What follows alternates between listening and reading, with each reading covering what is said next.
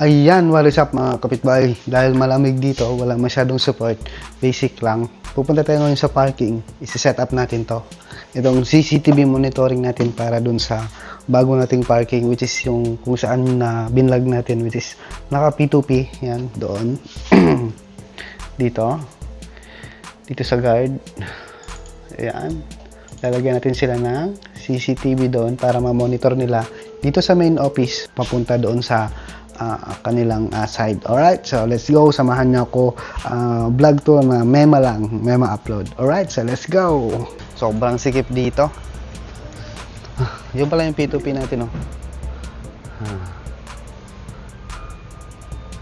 Alive and kicking, yan. Pinatid dyan dun sa guard. Let's go. Sobrang daming container. Hirap. Tapos tayo lang mag-isa. Ay no, punong-puno ng client yan. Ito kasi kailangan nilang dalawa kasi yung warehouse. Ito parking lang. So, para hindi makapasok yung mga truck doon sa kabila, para hindi siksikan, kailangan din makita ni guard dito kung siksikan na ba doon, para pag siksikan na doon, hindi niya papapuntahin dito. Hindi niya papapuntahin doon yung mga truck. Stay niya muna dito. Kaya kailangan nila ng monitoring. Alright, let's go. Tulad niyan, may harang. Daming container dito. Ayun oh. Daming truck. Ayun oh.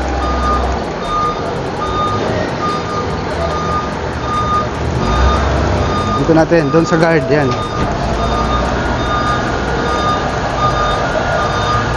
Alright, ang laki.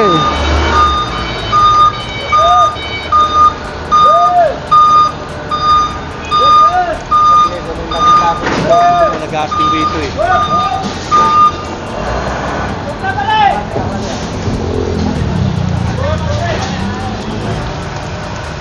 Ito yung munting guardhouse. Dito natin ilalagay. Yan. Alright. Oh, dito raw yan eh. Lagyan TV eh. Nanonood ka daw ng CCTV? Nanonood ka raw ng porn. Ay! So, ayan. Ikaw talaga. Ito yung kable natin. Ito, para to sa CCTV dapat dito. Kaso hindi na raw lalagyan. Kasi kita naman ako dun eh. You know? CCTV dun. So, ayan. May mag-i-stay dito na lady guard para isa yung tagabantay. Nandun yung baby ko.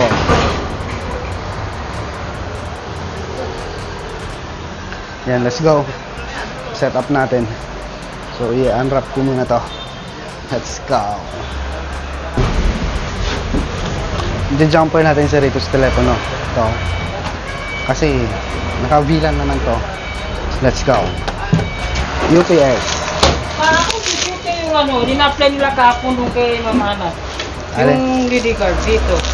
Baka hindi pa ngayon. Pa-apply yung pang-umaga eh. Ah. Wala pa rin. Kagabi na nga ako naka-duty. Baka bukas or something. Sabi niya yung GY ko dito. Mamayang gabi daw. Ah. Akala ko pang-umaga yun. Baka mamayang gabi. Ayaw niya pang-umaga eh. Baka sanay sa panggabi. Nasisirang duty niya. Hey!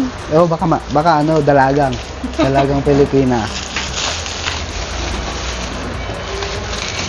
Nilagay ko dito kasi pag hangin doon, di maririnig. Pag dito, pag tatawag si Mama na dito, maririnig. Doon nakatago eh. Ayos lang yan. Doon naman ako talaga.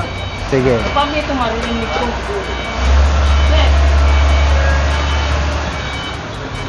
Ito hindi to bagong PC. Ano lang to? i3 na second gen ata. Pinagpalitan lang. Ayan o, i3. i3 pinaglumaan ng iba. So, dahil pang CCTV viewing lang naman, pwede na to. Hindi naman ganun kadami CCTV dito eh. Siguro mga 10. Oo. Lumang keyboard. Lumang mouse.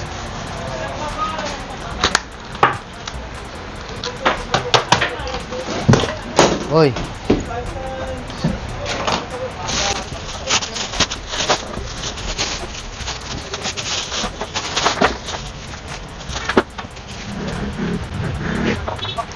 May nagtatanong pala sa akin, mahirap nga ba daw nag-iisang IT lang?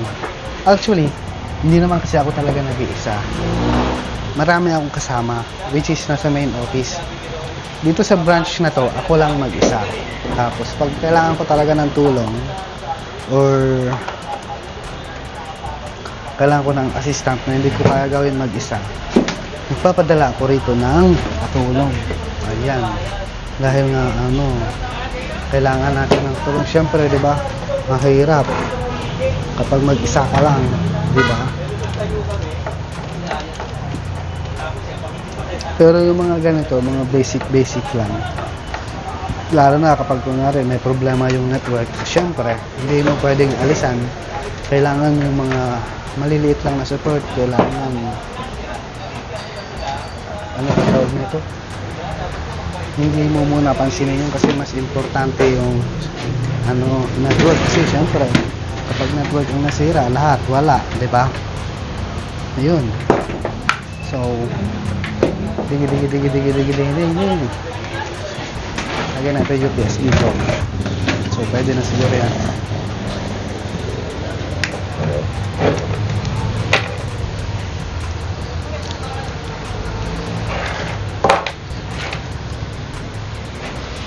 Diba?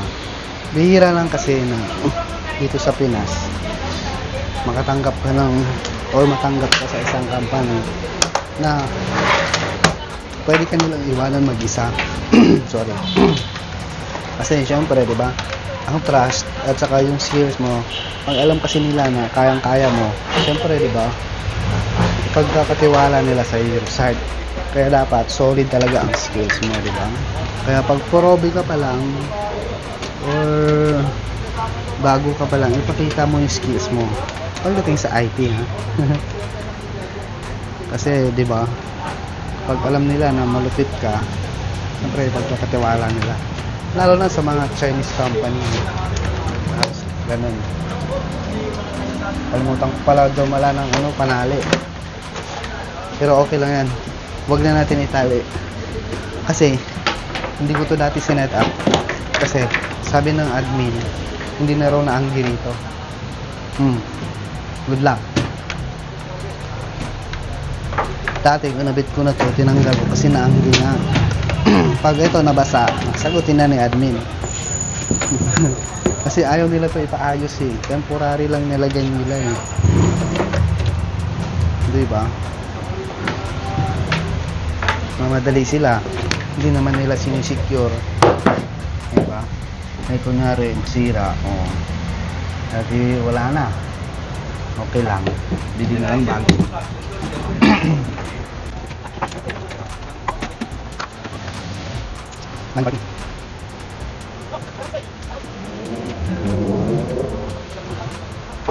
Hoy, tulong mo. Ano ba 'yan? Ay, yes. Bukan lagi kasi. Kasi ako lang mga kasi. Hoy. Ito naman yung desko. Ito naman yung desko. Ini ay ako. Ayos. Buka na. Ayos. Working na po siya. So, titingnan natin kung tama yung IP na nakukuha. Dapat 172.16.21.something. Ayan, connected na po siya. Ayan, kung papansin. Internet na po yan. Status, details, ayan. 21.52. So, kapag unapin natin yung CCTV natin, dapat mag-open na to. Sabi kanina, running na daw. Oo, hindi dati tama niya baga.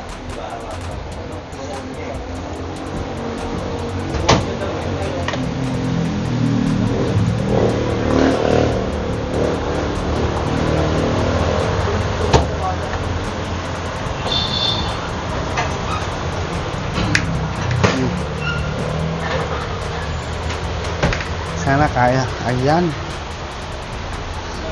Ganun. Okay. Alright. So yung isa.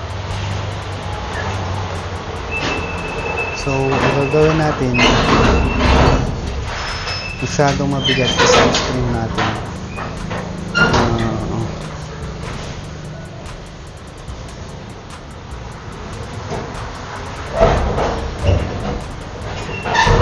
Hindi pwede.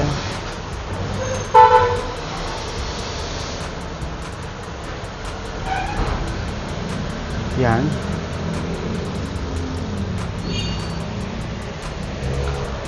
Medyo matagal lang kasi medyo malayo. Saka naka-wireless to eh. Pero okay. Tingnan natin dun sa ano natin.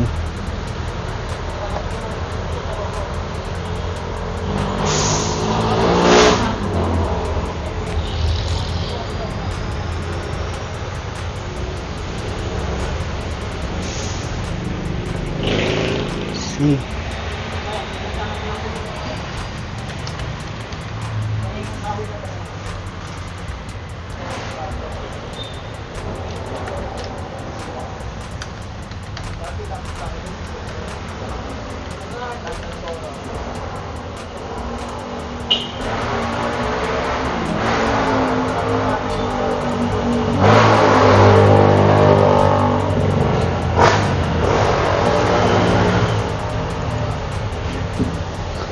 Tingnan natin dun sa ano natin ubiquity kung tumaas yung usage dun sa loob kung puno. Ito yung kailangan nila tignan kapag puno dyan o traffic dito, huwag na sila magpupunta. Alright, let's go. Ayan mga kapitbahay, kung yung papansin, ito yung ano natin, yung ubiquity yung air, diba? Ano ba tong Air Max yan? Ito yung Air Max natin, yung Power Beam 5AC, ang baba pa rin, ayun o, ang baba lang ng total AP throughput. Ito yung main wifi. Dito sa kabila, yung receive niya 11 lang, yung transfer niya, yan, kayang-kaya. Kaya medyo delayed doon kanina kasi yung switch kasi natin doon na POE is 10/100 lang. Kaya hindi na ma-maximize yung 300 plus na average capacity na ito. Yan, yung 200 plus yan. Kaya ganun. Right? Pero planning po kami na papalitan naman namin ng gigabit yun kapag mabili na. Right? So, temporary lang yun as long as na mamonitor or nakikita. Yan. Okay lang po yan. Right? Pero kayang-kaya kasi tingnan mo naman yung total AP throughput. Napakababa lang. Diba? Siguro kung mga 100 o 95, 98, siguro makabahan ka na, medyo mabagal talaga. Pero sa sobrang baba, okay na okay po yan. Alright, so maraming salamat. God bless. Sana may natutunan kayo today. Kahit maliit lang. Kaya God bless, peace, and thank you so much for watching. Bye-bye.